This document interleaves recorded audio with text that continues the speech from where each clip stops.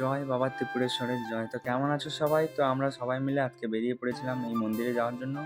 তো মন্দিরটার নাম হচ্ছে ত্রিপুরেশ্বর মন্দির।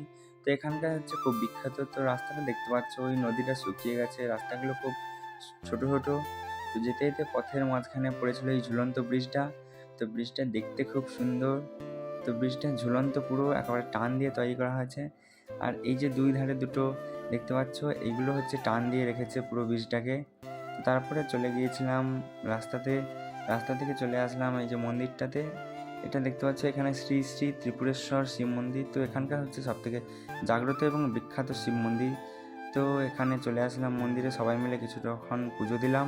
তারপরে এখানে শুধু শিব মন্দির না, এখানে রাধাকৃষ্ণ মন্দির। আর এই যে মন্দিরটা দেখতে পাচ্ছ, এটা হচ্ছে এই মন্দিরটা যে বানিয়েছিল তার এটা সমাধিস্থল, এখানে তাকে সমাধি দেওয়া হয়েছিল। তো আজকে পর্যন্ত এই ভিডিওটা, তো দেখা হচ্ছে কালকে।